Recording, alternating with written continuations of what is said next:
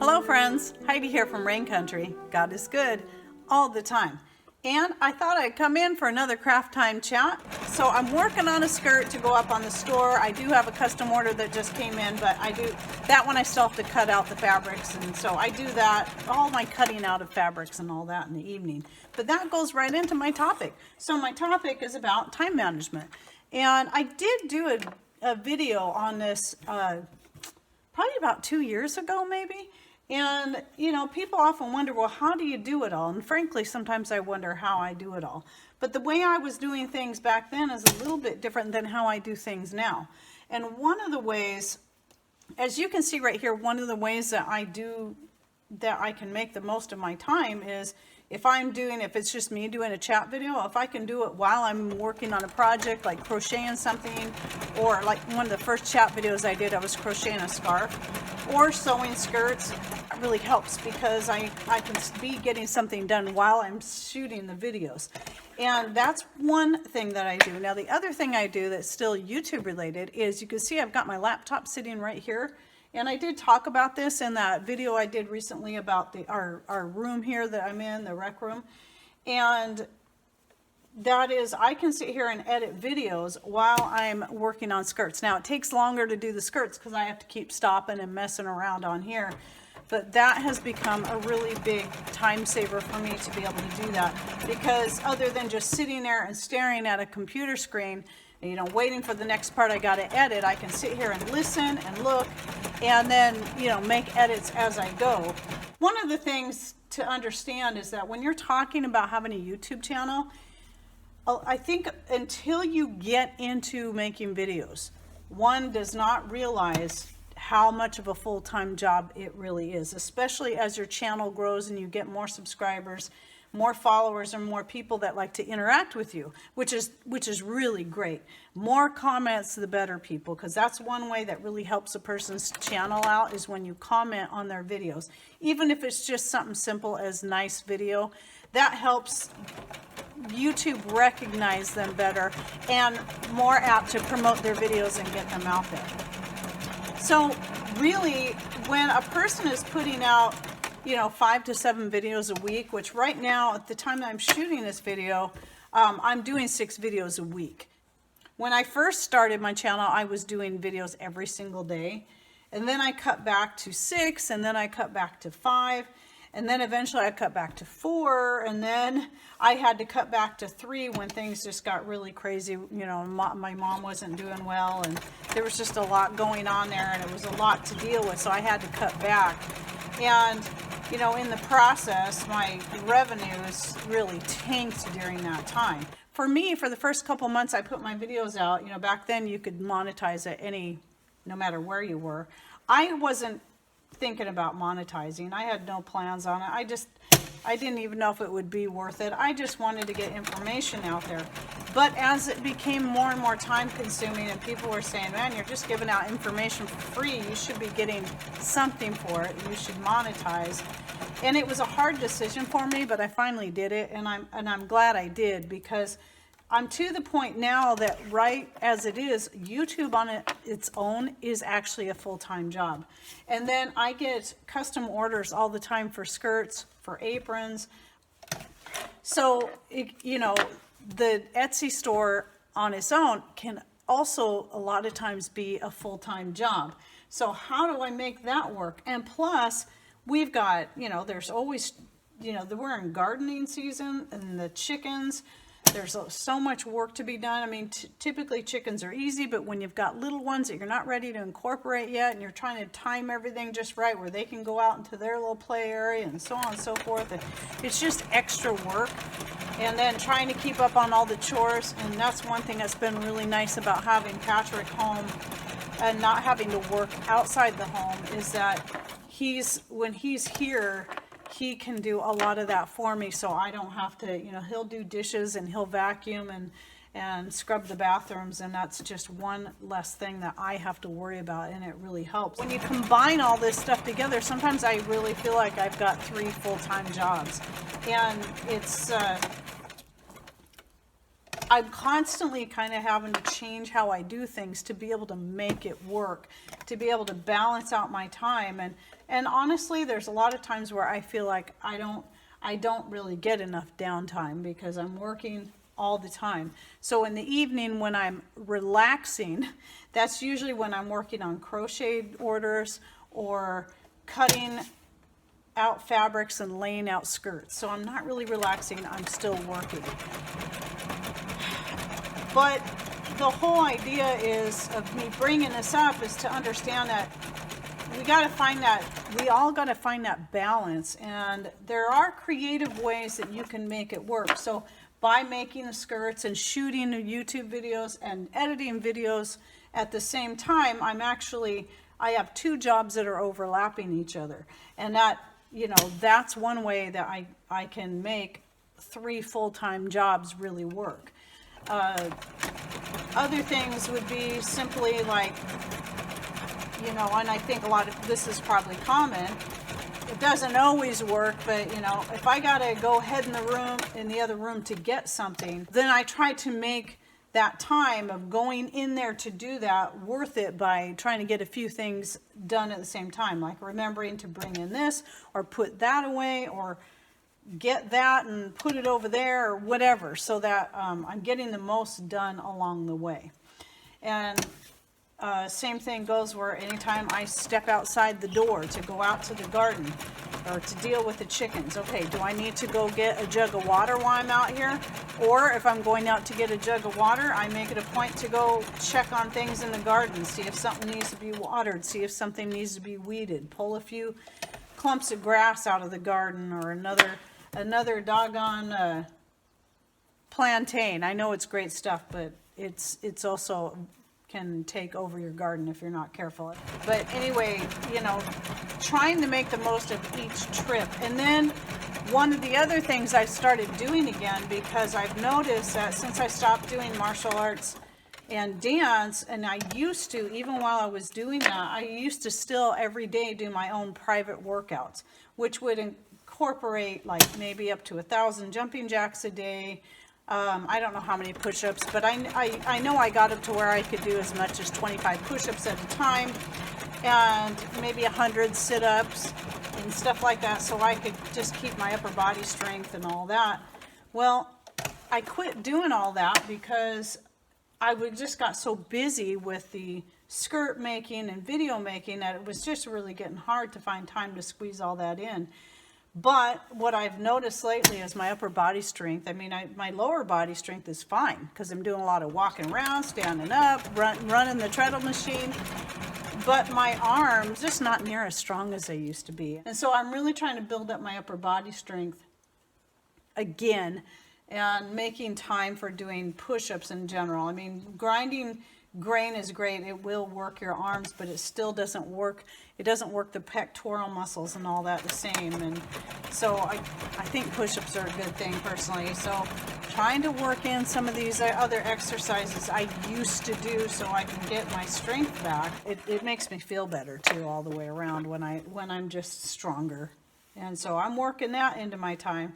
So when do I do that? Typically, it used to be I always tried to do that in the morning. But now I'm finding it easiest to do that at night in between cutting out skirts and crocheting stuff. And then I'll take a break and I'll do my push-ups then. And then another thing, then this is something I've always done for getting a little bit of extra exercise in, if you feel you need it, is when you're washing dishes. Do leg lifts. I always pray nobody walks in and catches me doing it except for Patrick. But I've always done that. I'll be washing dishes by hand, and the whole time I'll be doing leg lifts to the side and leg lifts to the back. And even little like hamstring curls. And there's other things that I do where I can find time to squeeze in, like the front leg lifts I'll do. That's another one of the things I'll do in the evening while I'm watching something on Netflix or whatever, or listening to sermons on YouTube and sermon audio. I can do a lot of exercises then, but I also listen to sermons while I'm sewing. So if I'm not working on a video, or shooting a video while I'm putting skirts together, then usually I've got this going. I'm listening to either Bible or I'm listening to sermons from some of my favorite pastors that I like to listen to online. So, yeah, and here's the thing too, is why I'm talking about time management and understanding how YouTube works. And, you know, especially if you're thinking about starting a channel at any time.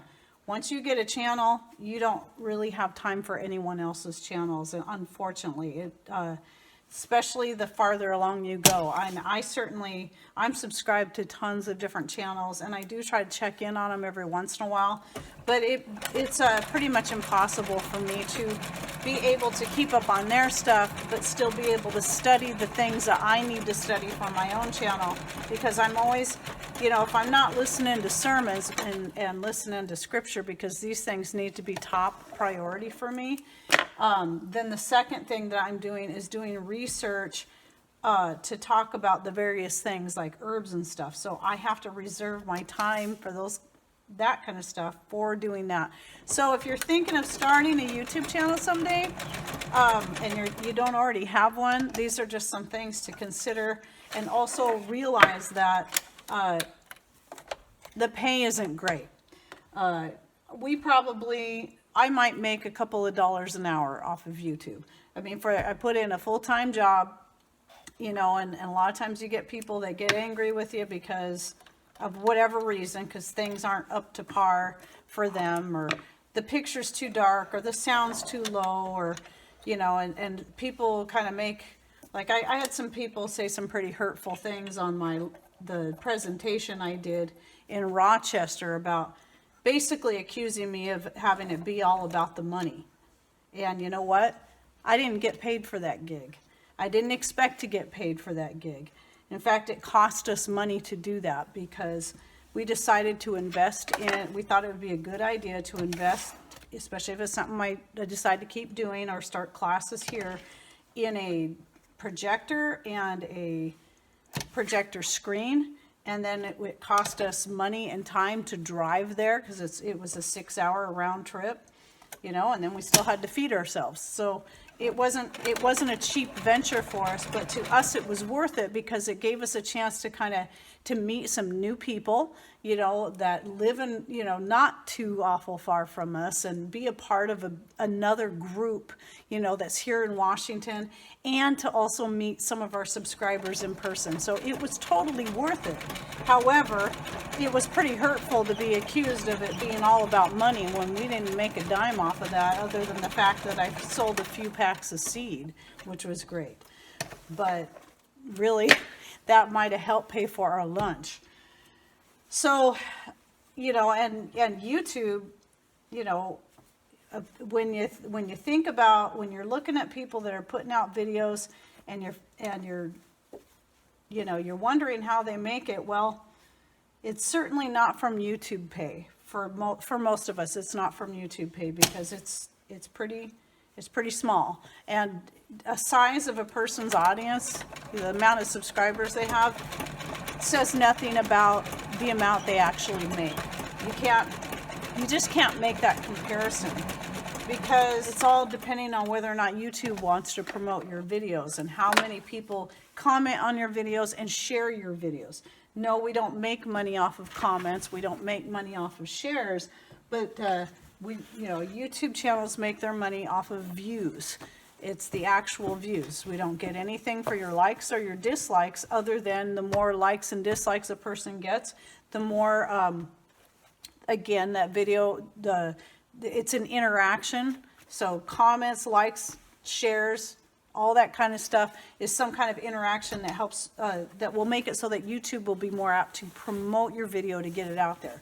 Now, where our money comes from is the revenues earned from commercials. So I only put commercials at the beginning, and if the video is long enough, at the end. I do not, at least not intentionally. If there's any videos I have out there that have commercials in the middle of them, that's not intentional. If I started adding commercials to the middle of my videos, I would probably increase my revenues by maybe at least a quarter to a half.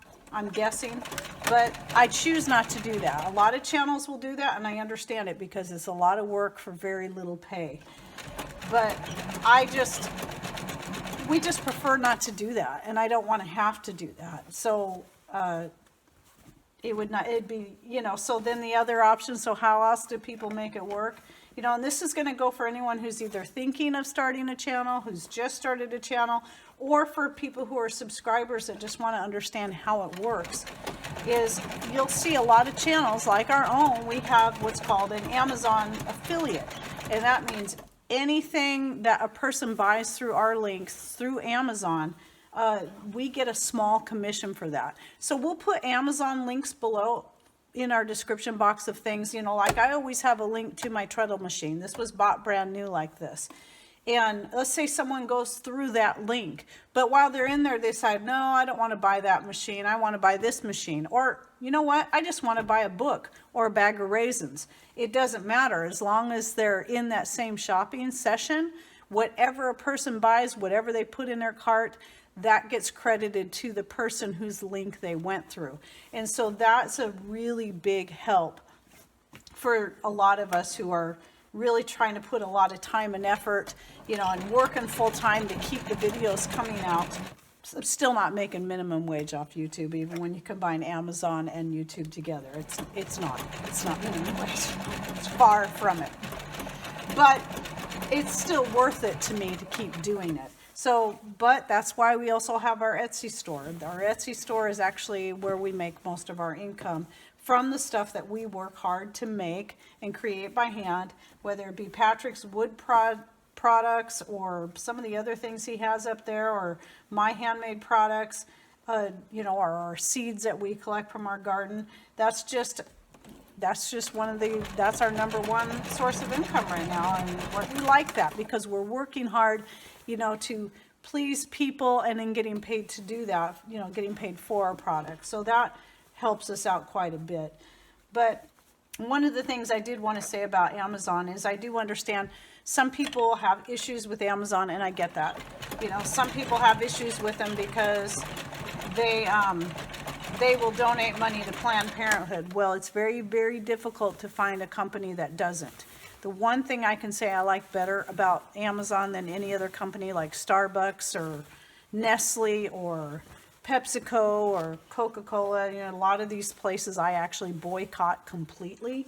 At least with Amazon, a person has a choice as to where they want their money to go and how that works. If you want it to go to any specific charitable organization, you have to first shop through the Smile program. Then you get to choose where you want your donation to go. So if you're shopping through Amazon, your money is not going to go to Planned Parenthood if you don't want it to go there. So that's just something to understand. But to think that we can fully get away from companies that support Planned Parenthood is, or other things, think about your tax money. You're kind of forced to pay all these taxes, and yet they often go to things that we don't approve of. And so we don't really have any control over that. And we'd have to stop buying pretty much all products and paying all taxes to prevent our money from going to things that we don't want them to go to. So I think we need to make our choices there. And I know this is a little bit of a different topic, but I think we just need to make our choices according to what we think is best for us and really gets our voice heard. For me, I will boycott anything by Coca-Cola or PepsiCo or Starbucks or Nestle for certain. I try anyway, but you might be surprised at how many other products these companies own that you're probably using and don't even realize it. And your money's probably, that you're spending on these products is probably going to help support things that you don't approve of. So I just want to throw that out there because just think about that, because we're making a go at it to be able to work from home. That way we can keep getting things done around here. And it's a lot of work, but our time has to be worth something. When I started my channel, I really wanted to not have to monetize, but it gives me the ability to keep putting videos out if I can make a living off of it while I'm doing it. You got to ask yourself, how many of you are willing to work for $2 an hour or $5 an hour or $10 an hour? would you be willing to put in that kind of time and get that little of pay? Thankfully for us, we're able to pull it off also because of the fact that, well, we're out of debt. We don't have any debt. We've been saving money, and we were able to go buy a piece of property with the money we'd set aside specifically for that. And but we have very low overhead. You know, we have our solar power. We do a lot of things off grid. We do a lot of things frugally, and so there's a lot of things we choose to live without. We don't take fancy vacations. In fact, the money we spent on that property that we bought up the road there, that's probably another person's couple of fancy vacations. We don't do all that stuff. And so instead of, not that I have anything against taking fancy vacations, it's totally up to the person, but because we chose to forego those things, then we had that money to take and invest it in property, something that will always be there once the vacations are all done and over with. So anyway, now I'm getting on to being financially sound, and that should be for another video. So really I was talking about time management and making it work, and that YouTube, I mean, my main topic was about time management, and that YouTube really is a full-time job, and how do I make it all work? I know I'm leaving out some other details, but really it's just a matter of trying to find ways to really plan out your day. You know, I usually get up between 4 and 5 o'clock in the morning. It just depends on the morning and how late I got to bed the night before and when I wake up, because I don't use an alarm clock. But you know, usually between 4 and 5 is when I get up, and the first thing I do is I start uploading a video, and I try to catch up on comments at that time in the morning. I water my garden, I take care of my chickens and stuff at about, depends on what time of the year it is, but right now it's like usually between 5:30 and 6, because they're ready to come out, and then I go back inside, try to catch up on some more comments, and then eventually I get busy working on, if Patrick's home, then I'm making him breakfast, and then it's busy making videos and skirts and taking care of the garden. So, and then that's pretty much the way it is all the rest of the day. And though every day is a little bit unique, because some days I'm going to be making soap and skin cream and lip balms rather than shooting videos.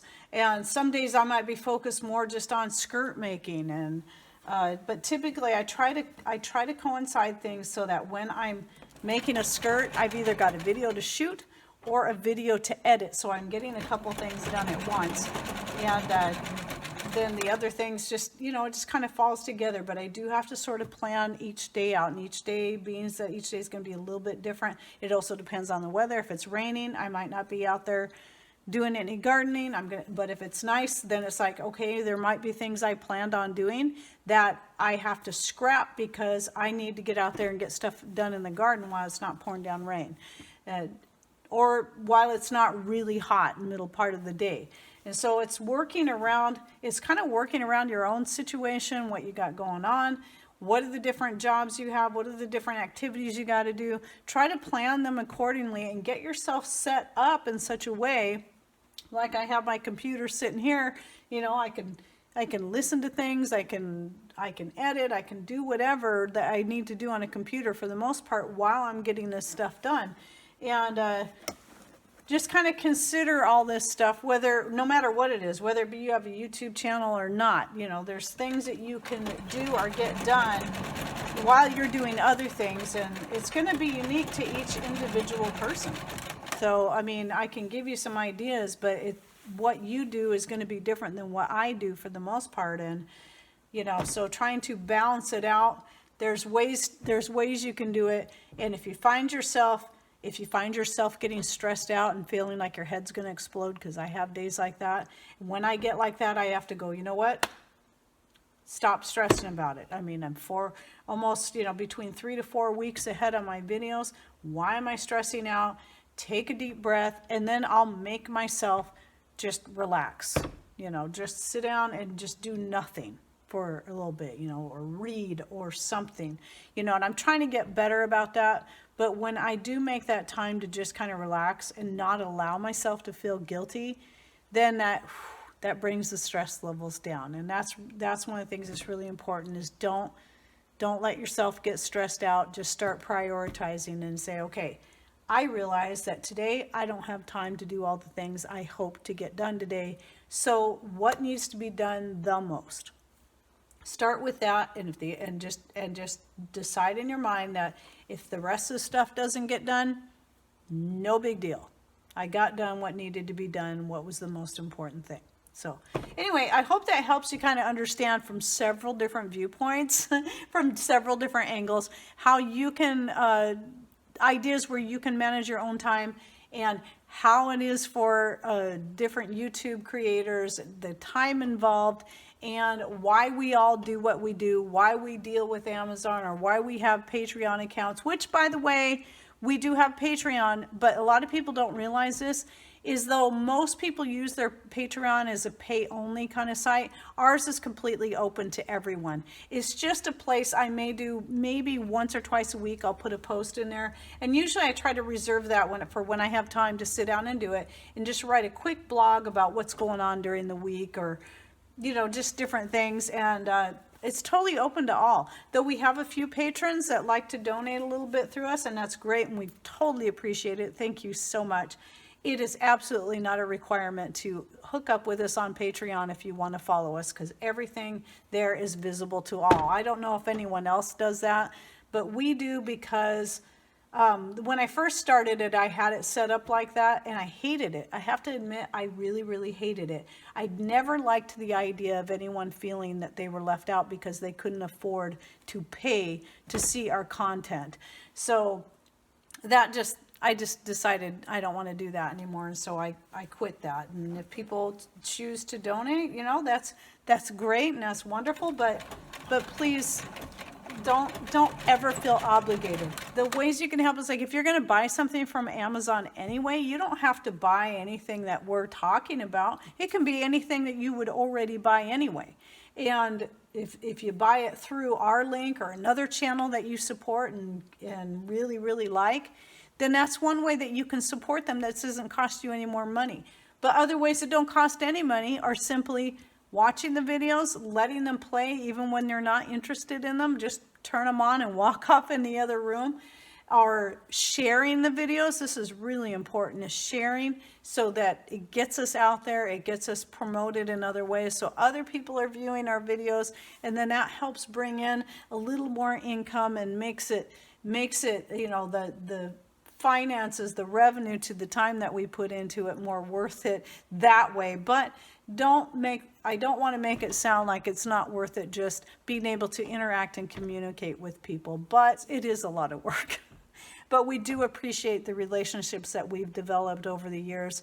And again, being able to finally meet some people in person at the Rochester Fair was it was well worth the trip, even if it was a short visit. We loved it. So thank you for all those who came out and met us there, and all the wonderful gifts that you brought. We got several different herbs and plants, and we got that sign, and it was just great. And I would easily, gladly do it again and not want to get paid for it. I enjoy doing that kind of stuff. So anyway, well, I hope you enjoyed this video, and that it helped you kind of understand a little bit of what's going on around here. So thanks for watching. Take care, and God bless.